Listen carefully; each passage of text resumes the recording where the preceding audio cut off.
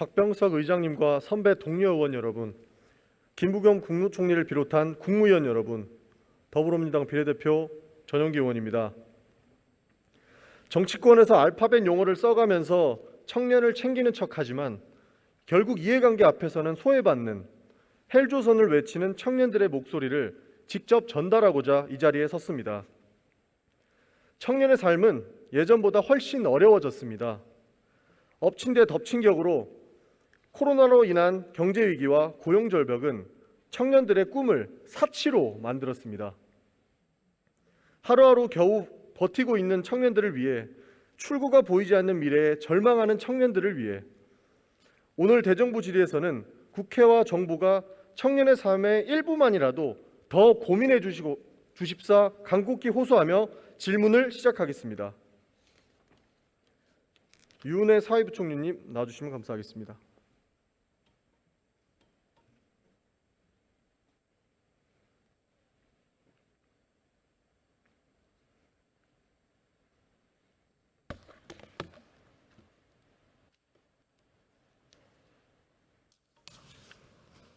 네, 부총리님께서는 대학에 다니실 때 대학의 낭만이라는 게 있었죠?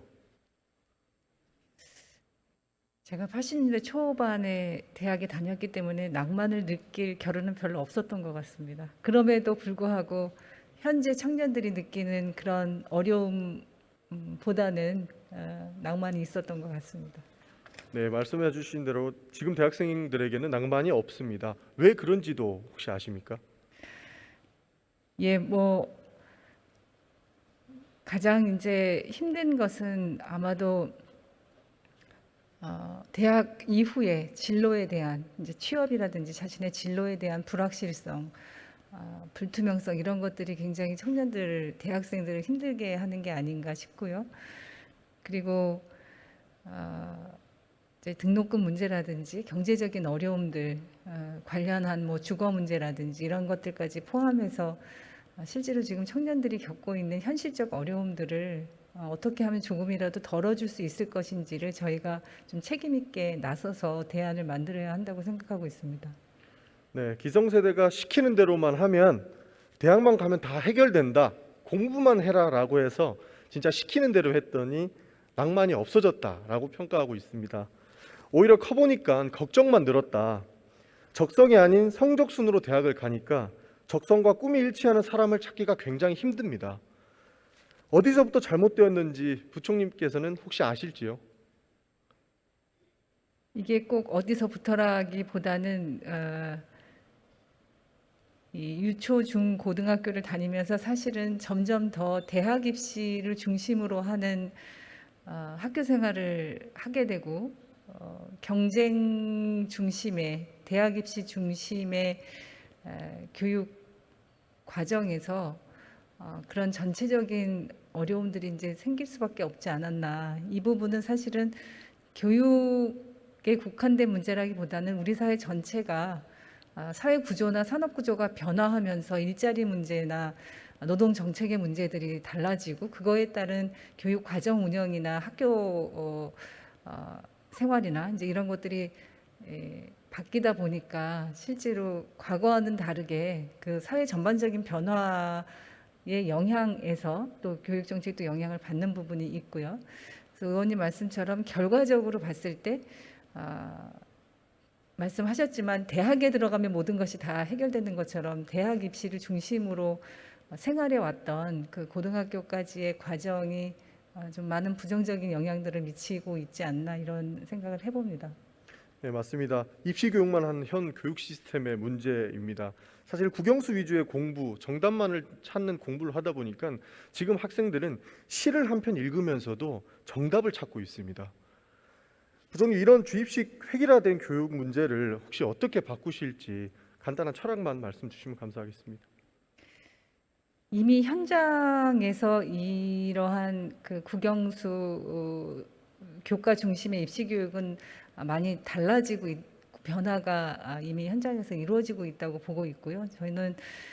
저희가 2025년도에 이제 전면 도입을 계획하고 있는 고교 학점제는 본인이 흥미를 갖고 관심을 갖는 과목들을 선택해서 좀 더 다양한 선택의 기회들의 폭을 넓혀주는 그런 교육과정 운영으로 준비를 하고 있습니다. 그래서 지금 약간 과도적인 시기이긴 한데 이렇게 입시 중심의 이런 획일적인 교육에서 개인의 다양성을 존중하고 정말 개별 한 명 한 명의 학생들에게 맞춤형 교육 시스템이 될 수 있도록 하는 그런 전환을 준비하고 있다는 말씀을 드리겠습니다.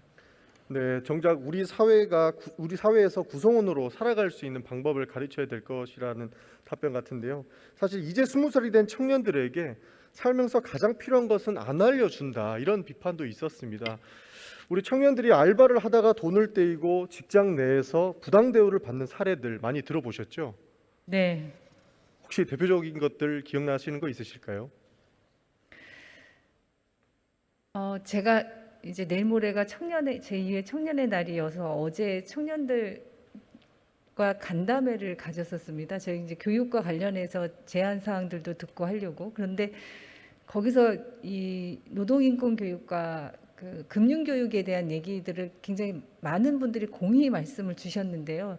전혀 학교에서 가르쳐 준 것도 없고 나와서 보니까 불이익을 당해도 이게 불이익인지도 판단하기가 어렵고 이것을 어떻게 어디에 호소해서 해결을 해야 되는지도 전혀 알 수가 없었다는 얘기를 듣고 제가 굉장히 좀 마음이 무거웠는데요.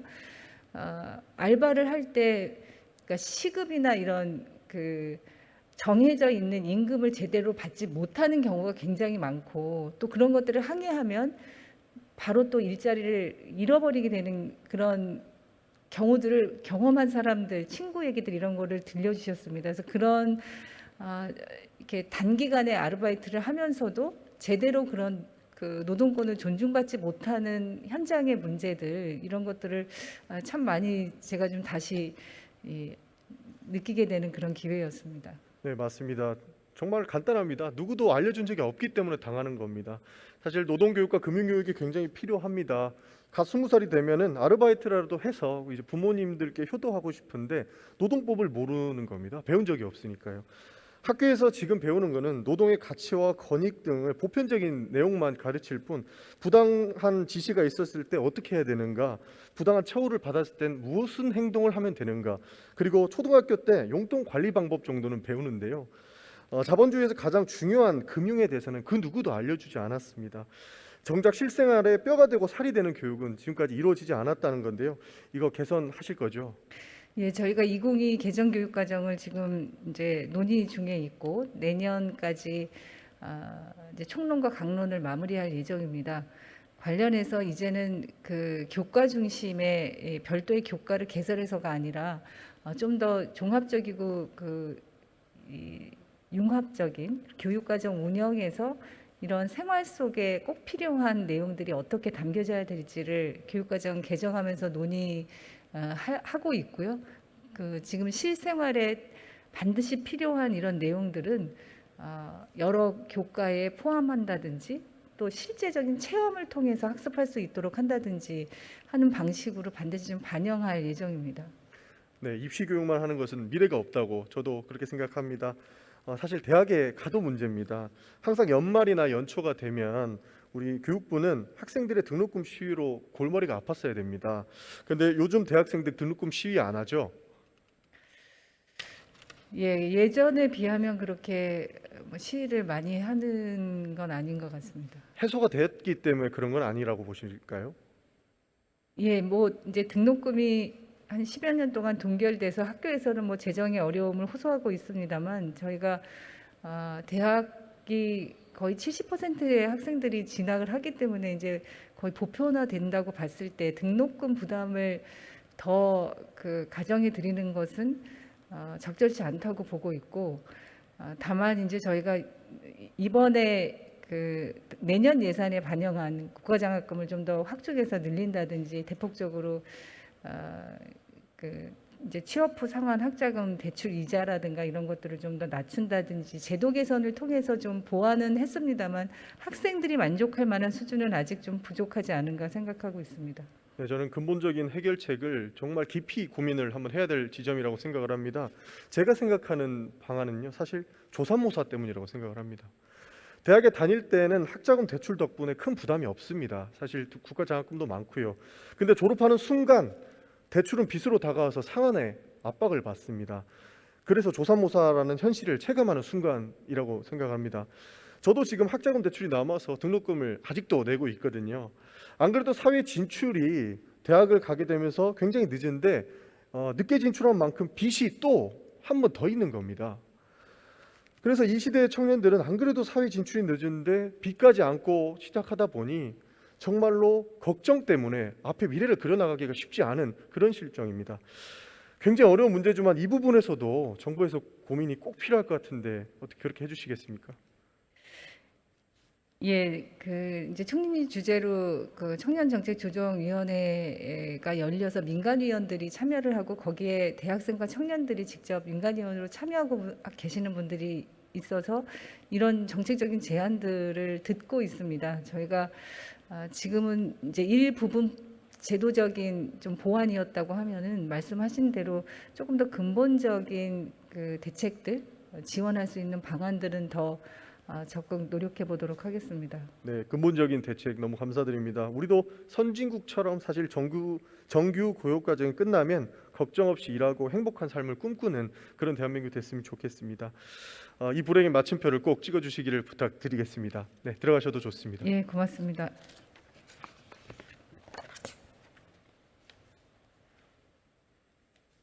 예, 총리님 나와주시면 감사하겠습니다.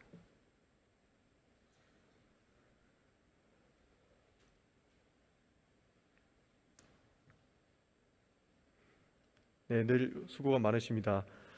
저도 기본적인 질문 하나만 드리겠습니다. 네. 저출생 문제 어떻게 생각하십니까? 지금 거의 심각 단계가 아니라 정말 말을 보탤 수 없을 만큼 큰 위기입니다. 아마 젊은 세대들이 갖는 역시 미래에 대한 어떤 전망 없음과 또 역시 이제 주거 문제라든가 일자리 문제 또 일주거 양립 이런 부분들에 대한 어떤 해답이 없으니까 굳이 내가 어떤 이 어려운 상황에서 결혼하고 아기를 놓고 이런 부분들에 대해서 지금 도저히 용기가 안 나는 것 같습니다. 예. 네, 맞습니다. 청년들이 시작부터 빚더미에서 출발하는데 어떻게 아이를 가질 수 있겠습니까? 가장 기초적인 의식주 걱정이 가장 앞섭니다. 그래서 결혼은커녕 연애도 못하는 그런 실정입니다. 어렵게 결혼을 한다고 해도 2세 계획은 선뜻 세울 수가 없습니다. 제 주변에도 결혼을 했는데 아이는 갖지 않겠다라는 친구들이 굉장히 많습니다. 아이가 또 키우기가 힘든 우리 대한민국의 구조도 한 몫을 한다고 보는데요. 이런 암담한 현실을 개선하기 위해서 그간 정부에서 했던 이 일들을 간략히 말씀 주실 수 있겠습니까? 저희들이 한다고 했습니다만은 예를 들면 청년 주거 지원이라든가 또 청년 고용에 대한 다양한 프로그램이라든가 또 아까 말씀드린 대로 대학에 있어서 중산층 집안까지도 학자금 융자를 해준다든가 이런 문제를 조금 더 하고 있습니다만 최근에 이제 저희 정부는 일자리를 만드는데 정부의 힘만으로 기업의 힘만으로도 안 되니까 정부와 기업이 합쳐서 고용 내지는 혹은 직업 훈련 혹은 또 미래에 의한 신기술에 대한 이런 교육을 정부와 기업이 함께 하기로 한 청년 희망원 프로젝트 같은 거 이런 정도 지금 하고 있습니다만은 아직도 청년들이 좀 기대를 하기에는 아직도 많이 부족한 것 같습니다. 그럼 이번에 남양유업 사건에 대해서 들어보셨습니까? 그리고 어떤 사건 말이죠?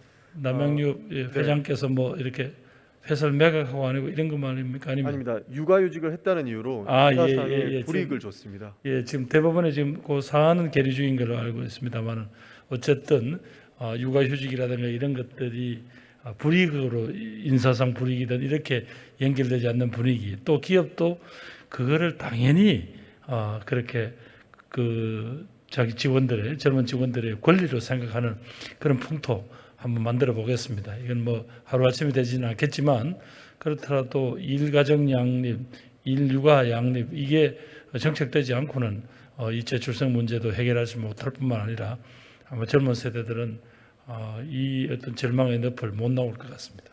네, 총리님께서 지금까지 보여주셨던 모습 더 이상으로 확실히 좀 잡아주실 것을 부탁드립니다. 예, 최선을 다하겠습니다. 사실 대기업도 이런데 중소기업은 어떻겠습니까? 절대 이루어지지 않는다라고 보는 뭐 시각이 사실상 그렇겠죠. 예, 대다수입니다. 예, 예. 네, 사실 사업주에 대한 처벌도 약하기 때문이라고 보는데요. 저출산 문제 해결의 의지가 우리 정부에 있다면 육아휴직 실태에 대한 조사가 필요하다고 보고요. 현행법 처벌 강화도 필요하다고 보는데 혹시 여기에 대한 총리님 생각은 어떠실까요? 예, 의원님 뭐 지금 아까 방금 말씀하신 대로 주로 이런 게 일어나는 게 영세사업장인 경우가 많지 않겠습니까? 근데 그 무조건 또 기업주를 처벌만 한다고 이 문제가 풀리지가 않으니까 제도적으로 어떤 형태로든 도움을 주면 그분들이 또 육아휴직을 준 사이에 그걸 메꿀 수 있는 인력을 구할 수 있는 방법을 우리가 도와준다든지 고용을 유지할 수 있는 뭐 이런 방법으로 해야지 또 무조건 또 처벌만의 능사는 아닌 것 같습니다. 이 문제는. 네, 사실 지금 시대에 이제 출생률을 올리기 위한 근본적인 방안은 국가가 아이를 키워준다라는 그런 모토로 가야 되지 않을까? 저는 그렇습니다. 그런 예, 뭐 지난번에 늘 정부가 아기를 놓기만 하면 다 키워주겠다고 약속은 했는데 그러나 실질적으로 정책들이 그렇게 조밀조밀하게 쭉 그 성인으로 커나갈 때까지 지원을 제대로 못했습니다. 예. 청년들이 걱정 없이 살 수 있도록 꼭 좀 부탁드리겠고요. 또 주거 문제에 대한 질문 하나 드리겠습니다. 총리님께서 말씀해 주신 대로 우리 정부에서는 청년들의 주거 불안을 해소하기 위해서 전세 대출, 월세 대출 이것들을 이제 저금리로 대출할 수 있도록 하는 정책들을 내놓았습니다. 예. 그런데 청년들이 이 정책들을 거의 이용하지 못한다고 합니다. 혹시 알고 계십니까? 글쎄 아직 그것까지 왜 이용을 집중 잘 못하게 되는지 그건 잘 모르고 있습니다. 제가 한 가지만 예를 들어서 네. 말씀드리겠습니다. 정부 지원을 받을 수 없는 불법 주택이 너무 많습니다. 그것이 뭐냐면 대학가나 원룸 단지를 가보면 겉은 원룸이지만 허가는 고시원인 이런 불법 주택이 굉장히 많습니다. 주택보다 고시원의 규제가 느슨하고 건설비도 덜 들기 때문에 불법 개조를 한다는 말입니다. 원룸 고시텔은 원래 불법 건축물이었는데요. 2009년 이명박 정부의 고시원 양성화 정책을 시작으로 준주택 지정이 되었습니다. 그래서 불법 주택이 양산되고 있는데요. 허가는 고시원으로 받고 나중에 원룸으로 개조해서 임대 사업을 할 수 있게 된 이런 사태입니다. 이런 주택에 입주를 하면 청년들은 우리 정부에서 만든 주거대출 정책은 꿈도 못 꿉니다. 네, 그래서 이 불법의 피해자가 왜 청년들이 되어야 하는가 이런 데에 고민이 있습니다. 그래서 이런 형태의 건물을 짓지 못하도록 법과 제도의 정비가 필요한데 총리께서 어떻게 생각하시는지요? 예, 의원님 말씀하신 대로 이제 이런 자꾸 일탈이 일어나지 않도록 하는 건 중요합니다. 그러나 아마 당시 이명박 대통령 정부도 그 무렵에 그런 양태가 불법 주거 양태가 너무 많으니까 어쩔 수 없이 아마 양성화 조치를 한번 했던 걸로 기억이 합니다. 저희들도 돌아와서 하면 이 문제를 어떻게 푸는 것이 현실적일까? 아까 말씀드린 대로 그럼에도 불구하고 청년들이 그 다양한 정부의 지원 혜택을 쓸 수 있게 하는 게 옳을까? 그러니까 양성화 등을 통해서 아니면 이것 자체를 근본적으로 뭐 형사처벌까지 가는 그런 강한 제재가 옳을까? 그거는 한번 저희들이 현황 파악을 해보고 하겠습니다. 총리님 이 부분은 정말 강하게 해주셨으면 좋겠습니다. 왜냐하면 몸 하나 누이면 더 이상 짐을 둘 데가 없는 그런 곳이로 제가 안전 문제 때문에 고시원을 몇 번 점검한 적이 있어서 의원님 말씀 뜻은 충분히 알고 있습니다. 불법의 피해자가 청년이 되지 않게끔 예, 알겠습니다. 예. 성심껏 챙겨주시면 감사하겠습니다. 네, 네. 또 그리고 근거 없는 원룸 관리비도 큰 문제입니다. PPT를 보시면요, 굉장히 간단하게 볼 수 있는 뭐 어플 등을 통해서 볼 수 있는 그런 임대료입니다. 국회 주변 원룸만 해도 월세 60에 관리비 30만 원인 경우가 허다합니다. 심각한 것은 관리비는 점점 올라갈 수 있다라는 것인데요. 관리비는 임대소득으로 안 잡히기 때문에 월세를 올리는 대신에 집주인들이 관리비를 올리는 겁니다. 세입자는 이 돈이 임대료가 아니니까 나중에 세액 공제도 받을 수 없습니다. 그래서 이 문제는 탈세와도 관련이 있는 문제입니다. 이 부분 어떻게 생각하십니까? 예, 참 어찌 보면 좀 참 민망한 일인데요. 하여튼 이 문제 의원님 이건 일종의 또 편법이나 탈법 아닙니까? 네, 이 맞습니다. 문제에 대해서는 어떤 국세청이라든가 이런 부분들하고 분명히 가이드라인을 이렇게 하면 하지 않겠다라고 분명히 마련을 하도록 그렇게 해보겠습니다. 예. 네, 정부에서 적절한 규제를 통해서 예, 이런 불법이 일어나지 않도록 잘 부탁드리겠습니다. 그렇게 하겠습니다. 예. 그리고 제가 주거 문제의 마지막으로요. 예. 보증금 문제도 간단하게 한번 보증금 문제, 예, 예. 예. 원룸 계약하는데 뭐 원룸 말고 다른 데도 똑같겠죠. 보증금 3천만 원 요구하는 데가 허다합니다. 사실 서울 같은 경우는 1억 원이 넘어가는 상황이고요. 근데 청년들한테 3천만 원이 있을까요? 이제 갓 사회를 진출한 청년들에게는 이런 돈이 없고요. 사실 어떻게 구해야 되겠습니까? 그러니까 뭐 부모로부터 지원을 안 받으면 아직까지 그분들이 그만큼 금융기관을 쓸 만큼 신용은 아직 축적이 안 돼 있을 테니까 그러니까 점점 더 나쁜 조건으로 몰려 나가겠죠. 그리고 이제 월세만 뭐 많이 부담해야 되는 그런 조건으로 들어가야 될 텐데 하여튼 예 무슨 뜻인지 알겠습니다. 예. 네, 사실 이 해외 사례를 보니까 영국은 보증금을 6주의 임대료에 해당하는 금액을 초과하면 불법으로 하고 있고요. 미국 샌프란시스코도 보증금의 상한색을 2, 3개월 분으로 월세를 정했습니다. 대부분의 선진국들이 보증금을 제한하고 있는데 총리께서 보셨을 때 대한민국은 이런 방식 절대 불가능할까요? 아닙니다. 지금 현재 이 청년층 자체가 지금 더 이상 살 곳이 없는 상황인데 최소한도 우리 부모 세대들이 이런 문제에 대해서 어떻게든 결단을 내려야 합니다. 항상 모두 다 이 사유재산에 대한 어떤 침해가 있어서는 안 된다라는 이 도구마 때문에 이게 눈에 뻔히 보이지 않습니까? 그 보증금을 그래 많이 받을 이유가 없지 않습니까? 근데 그런 것들이 그러면서도 그분들은 상당 부분 이렇게 불법 정개축도 일어나고 있고 이런 부분들이 그냥 말하자면 관행이라는 이름으로 그냥 계속 가게 할 수는 없다고 생각합니다.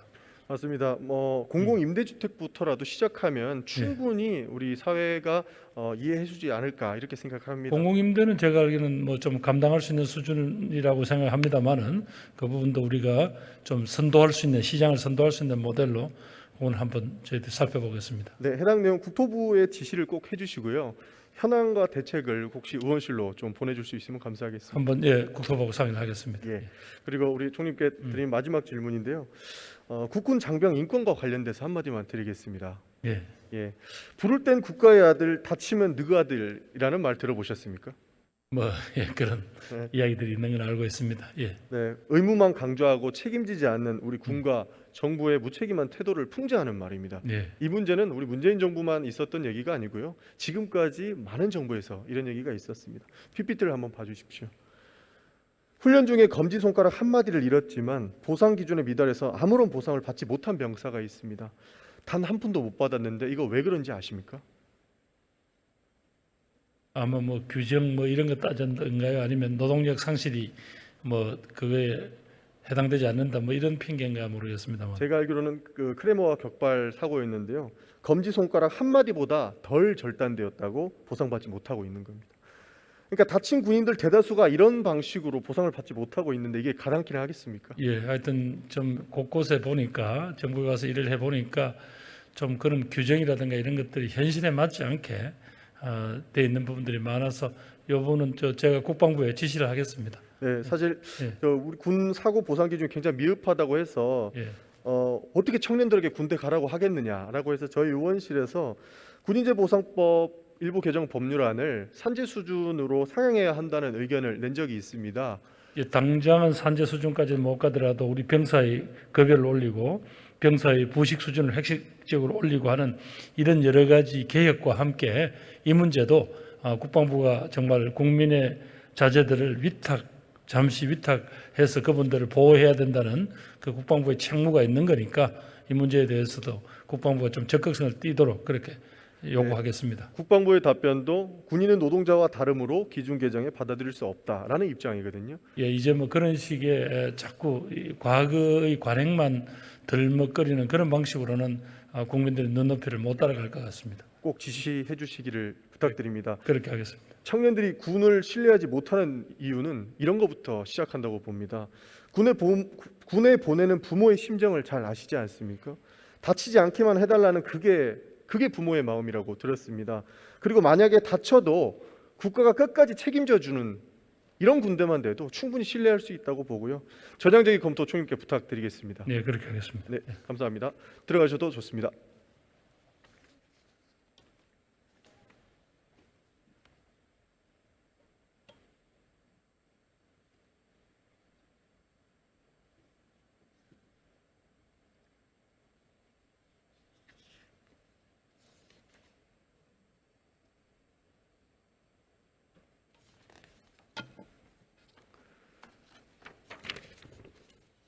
네, 끝으로 한 청년의 이야기를 하나 들려드리겠습니다. 군대에서 전역한 지 얼마 안 된 청년인 세편 낭집한 고시원에 살았습니다. 그의 책상에는 단백질 보충제 2통과 수험 서적이 있었습니다. 대학 졸업을 앞둔 이 청년은 아마도 만족할 성적을 못 내 극단적 선택을 한 것으로 보입니다. 여행을 떠나러 준비하는 새 캐리어와 비행기 티켓은 주인을 잃었습니다. 한국 사회가 청년으로 뜨겁지만 청년의 좌절과 분노는 한국의 사회의 온도보다 더 뜨겁습니다. 과거 학교의 졸업과 동시에 사회로 진출하는 평범한 삶은 오늘날 청년에게는 꿈이 된 지 오래입니다. 개천에서 용나기를 기대할 수 없고 부의 대물림과 불평등이 고착화되어버린 사회, 나눠 가질 파이가 적어진 시대가 되어버리니 잘게 나누어진 파이로 싸워야만 하는 그런 세대입니다. 청년들이 공정과 정의에 민감한 이유가 바로 이것입니다. 무너진 계층의 사다리를 복원해야 합니다. 청년이 희망을 안고 미래를 꿈꿀 수 있는 나라를 만들어야 합니다. 청년에게 좌절이 아닌 꿈을 돌려줄 수 있는 정치, 오늘보다 내일이 더 나을 것이라는 희망을 주는 정치를 우리가 만들어가야 합니다. 경청해 주셔서 감사합니다.